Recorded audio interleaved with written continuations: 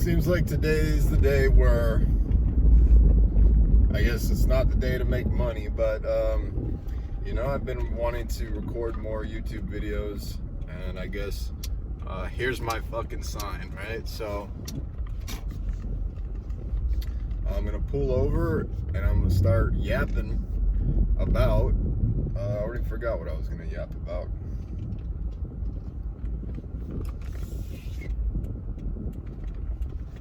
That's right. I was gonna start talking about maintenance expenses. I was gonna start talking about expenses when it comes to delivery work.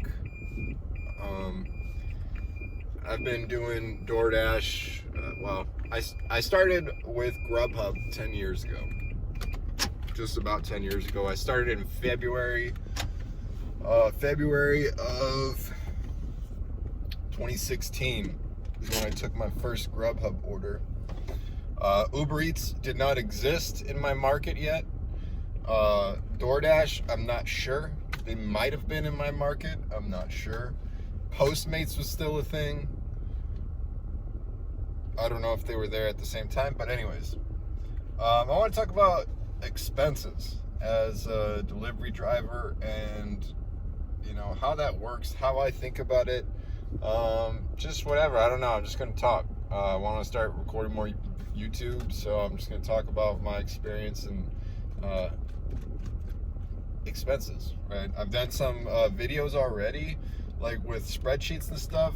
Nobody watched them for whatever reason. I mean, new content creator, right? So there's gonna be no spreadsheets in this video. This is gonna just be me talking. It might be in your best interest to put this on while you're driving. You don't need to look at me. Please don't look at me. So the way I look at it with delivery is it's a business, right? So you have a business within their business, right? So you have a delivery business, and I kind of, the way I like to look at businesses is like businesses are like income generating machines, right? So you have a thing, just if we just have something here, it's invisible, there's nothing here, but this thing that we call a business is a thing that generates income, generates profit, hopefully. I'm not gonna get it into how startups don't generate profit for a while and then whatever. You have this machine, in a sense, that is supposed to generate you profit, cash flow, like actual cash flow. If you look up cash flow, if you ask ChatGPT what's cash flow, cash flow is the money that comes out of the business after you pay for everything, right? I think even including taxes, but the way I determine cash flow is after you pay for every single thing under the sun in your business, what is left over as cash flow that you can do whatever you need to do with. You can reinvest into your business. You could take it out of your business. You could do whatever you need to with that cash flow. If you're doing delivery well, most of your revenue is profit. Like with the whole expenses thing, like most people have not put a number to what it costs to actually do delivery. They don't know what their cost per mile is. Like, do you even know what that is? Cost per mile. I've said that in other videos. Cost per mile, right? So how much does it actually cost you to drive 1 mile down the road, right? How much does it cost you? How much does that wear your tires? How much does that wear your transmission fluid, your engine oil, your brakes? How much? Can we put a number to that? You can put a number to that. I know you may not think that you can put a number to it. You can put a pretty good number to what it costs you per mile to operate your vehicle. And once you know your cost per mile, if a trip is profitable or not. You know, like people post on Reddit all the time. They'll post like rideshare trips that are going like 200 miles, and then, you know, they would have to drive empty-handed. When you know your cost per mile, it's very fucking simple. You know what I mean? Like, I know it cost me 31 cents a mile to operate my vehicle. People think, what, 31 cents a mile? That doesn't make sense. Or some people are like, oh, the IRS says it costs 70 cents per mile to like, dude, no. Like, you know how, and that might not seem like a big difference, 31 cents, 70 cents per mile. You're like, it's just fucking 40 cents. What are you talking about? Look at it over the lifespan of a vehicle. At 70 cents per mile, if you, let's say the lifespan of a vehicle is 200,000 miles. Let's just pretend. At 70 cents per mile, you're saying that that vehicle will cost $140,000 to own. At 31 cents per mile, we're saying that's going to cost about $62,000. So $140,000 to own and operate that vehicle versus $62,000. What's the difference on that? $80,000? Like 3 whole ass vehicles worth of expense? Like, you're wrong. Like, it's not 70 cents to operate a fucking Honda Civic. I'm looking at a Honda Civic hybrid right here. It's probably a 2012. That thing doesn't cost 70 cents a mile to operate. You know? I'm going hard on this video. I don't know what the fuck I'm doing. But when you deliver, there's a few primary expenses, right? So you have the fuel taking you down the road. You have maintenance. Maintenance is one of those things that, like, it doesn't, like, the cost is not realized immediately. Like with fuel, like, in order for you to go down the road, you're constantly having to pay for fuel, right? So like every time you have to go and fill up on gas or whatever. With maintenance, it accumulates on your vehicle, right? Like your oil lasts 5,000 miles or whatever, right? Your brakes last whatever, 50,000 miles, whatever. That stuff accumulates on your vehicle, and what happens is you essentially, if you don't set money aside for maintenance, what you're essentially doing is borrowing equity off of your brake pads, right? So you're borrowing money from your brake pads, because if we were to say, you're like, you know, it costs $500 to have your brakes done, right? All your brakes. And then you wear them down by half. You've used up $250 worth of your brake pads. I know that's, you know, brake pads themselves are not that expensive, but, you know, if you're not going to do it yourself. So now, if you don't put that money back into a savings account, you've borrowed that money off your brake pads, and then you spent it, or you did whatever you did with it because you didn't allocate it properly. You didn't realize or didn't want to realize that you had to set that money aside, because eventually that cost is going to come due.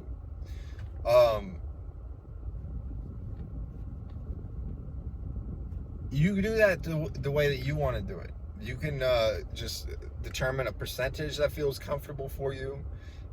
You know, maybe it's 5%, right? If you make $5,000 doing delivery and you allocate 5% into a savings account for maintenance, you put aside $250, right? At first, you don't want to do it because you're like, oh man, I need that money, right? You want that money. And for me, what got me to over that little hump is realizing that money was never yours to begin with. Because like I said, you're borrowing off your vehicle. So just look at it like cost of doing business. Like, these are just the costs associated with my business. I deliver for a living, and that's the cost. So I'm not going to take that money away. It was never mine to begin with. The cost was being incurred while I was delivering food. So that's what personally got me over it, is realizing that it was never my money to begin with. So me starting to set that money aside and then which would squeeze how much money I had to be able to take out for personal use. Again, it was never my money to begin with.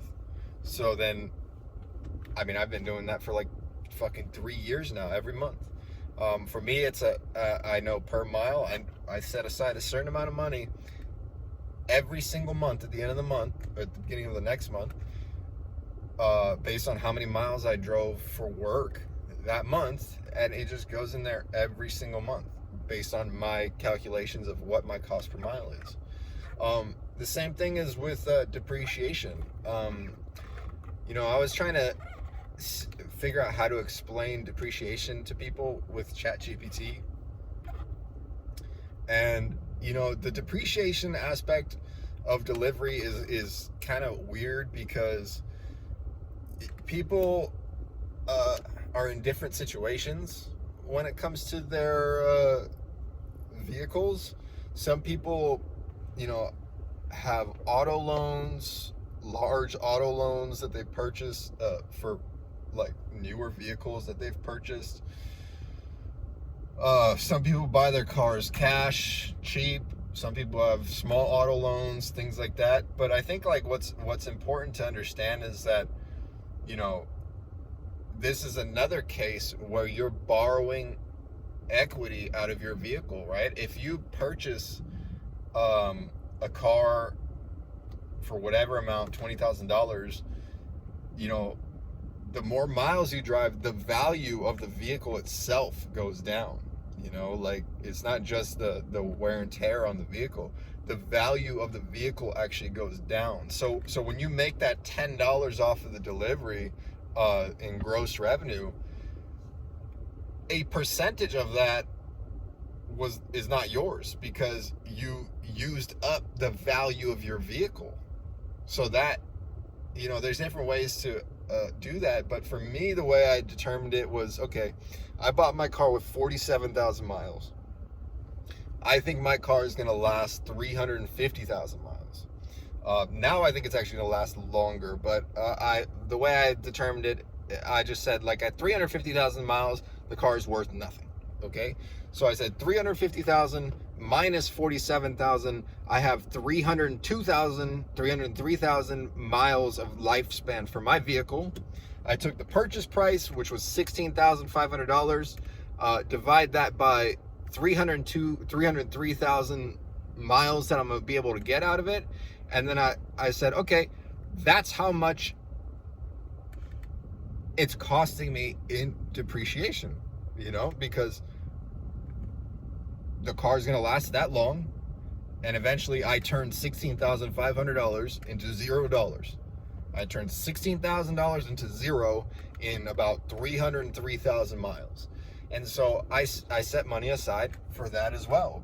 Right now the car is paid off, so that money that I'm setting aside, by the time this car dies, I'll probably have the money to just buy another one in cash. You know, I'll just maybe it might not be a Prius. I don't know if I'll still be delivering when this happens, but you know, let's say 5 years from now, if I'm done with this car, I'll probably have enough money to just, you know, buy a Corolla outright, a couple years used, 3-4 years used, with, you know, reasonable mileage on it, and start saving for the next car already from the time that I purchased the first one. I'll already be able to start saving for that car, for the next car. You know what I mean?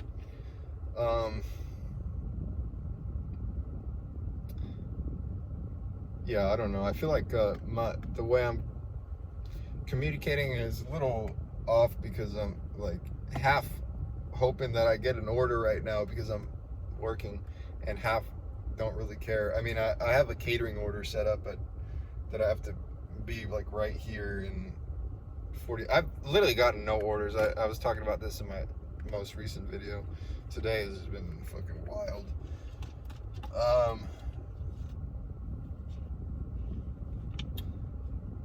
Yeah, so yeah, what am I even talking about? I'm talking about how I think about expenses as a delivery driver. You know, so you have gross revenue,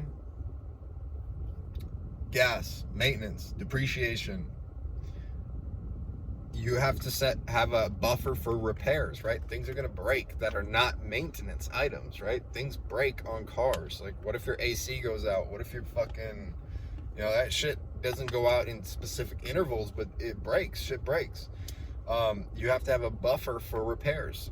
That's what like right now I'm doing, the way I've calculated that is $5,000 for every 100,000 miles. So over the next 100,000 miles, I want $5,000 saved up for repairs. That's how my current calculation is, because I just put in a new motor.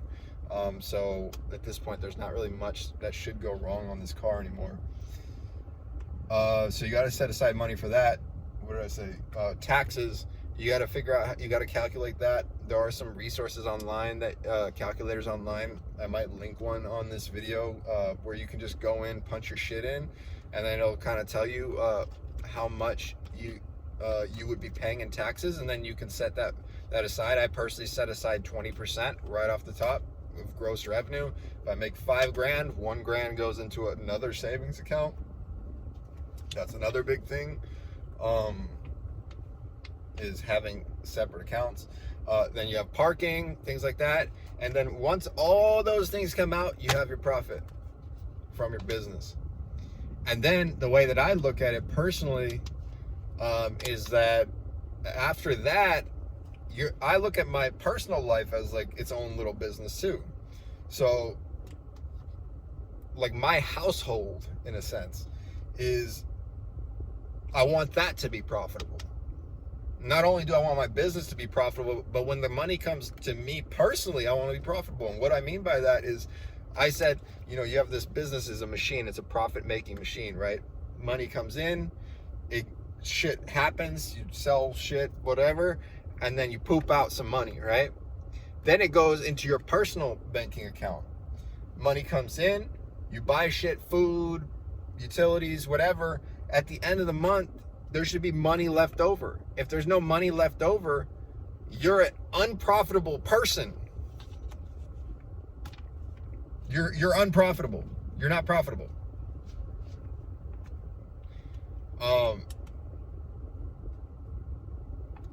The only way, that's what gives you any type of like breathing room, is the cash flow.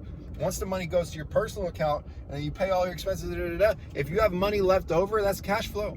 Now you can put that in your savings account. You can pay off debt. You can start, if you already paid off your debt, you can start building a stack of money, right? That you can use to deploy capital, so you can fucking buy something. You have to have that cash flow. If you're not cash flowing every month, life's rough. I've been there. Fuck, like that shit sucks. You know what I mean? Like I remember, a period where, dude, like that credit card starts creeping up on you. You think like, oh yeah, I'm just gonna do it for the points. I'll pay it off at the end of every month, and all of a sudden, you like start not paying it off every month. You know what I mean? Like,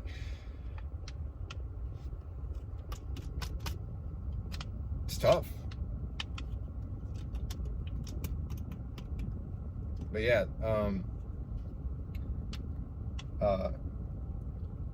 what am I doing here? So I want to help drivers make profit, right? So for what it's worth, I don't know if anyone cares what I have to say, but I've been driving for 10 years now. So if you're a driver, it's time to figure out what your costs are. It's tough, like figuring out what your costs really are, what it costs you to, it's like one of those things that you don't want to know. You kind of like people have, like, when you're doing delivery work, you're kind of like, oh yeah, I made $20 an hour, and then you do like you do this like fucking I think everybody does this shit. You do this calculation across your brain where you're like $20 an hour, man, that's probably like, you know, $16 an hour, you know what I mean? Like you do like this fucking haphazard calculation in your head that makes you, where you kind of figure, okay, so that's about this much profit, and then you just kind of go about your business. But like, dude, that's not gonna work.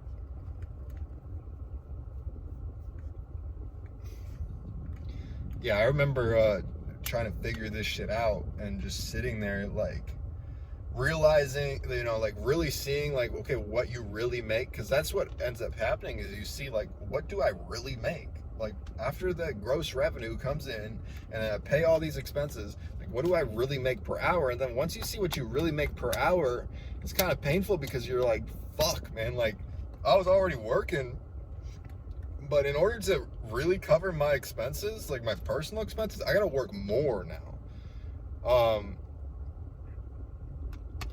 So, you know, and that's not really fun. Fucking to see. You know. But something that you gotta do, you know, you gotta figure out what your expenses are, allocate money aside for that, and then what's left over you can use for your personal life. But if you're using money that was supposed to be set aside for your business to pay for personal expenses, it's just never going to get better. It's never going to improve until you start bringing light to it and see what does it really cost to operate this business.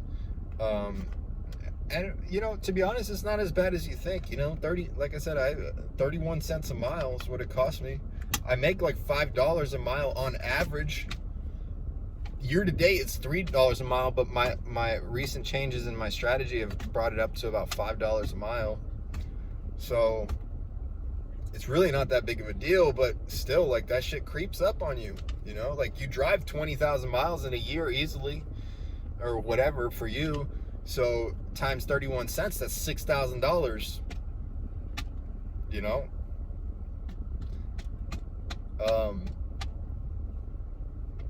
you know, like at $3 a mile, if you're making $3 a mile, that's $60,000 gross income. 6,000 comes out in expenses. It's really not a big deal, right? But if you don't set it aside, 6 and 60, like, it goes, oh, okay, 6 out of 60, like, makes sense. But when you don't set it aside and you don't have 6, like, dude, that shit's wild. Shit, if you don't set money aside and you get a $300 repair bill, you want to cry.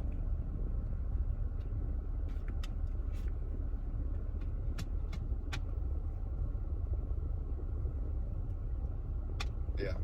Anyways, that's how I look at expenses.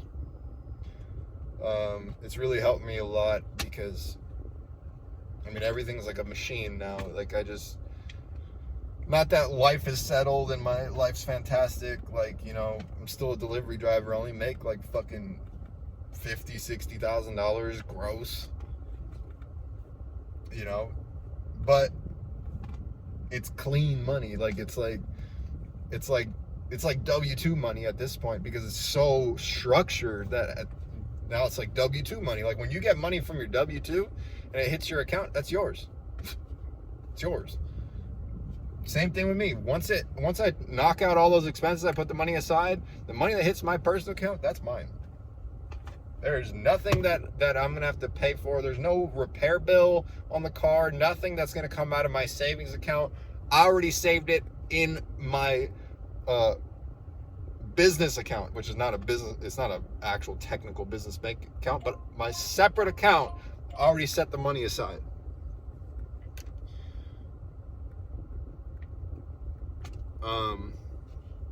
So it's nice. I don't know. Yeah, maybe, I don't know. Like, I'm not saying do this. Maybe don't even do delivery work. Maybe just fucking move on, do something else. But this is how I look at the expenses as a delivery driver, how I allocate, whatever. I hope it helps.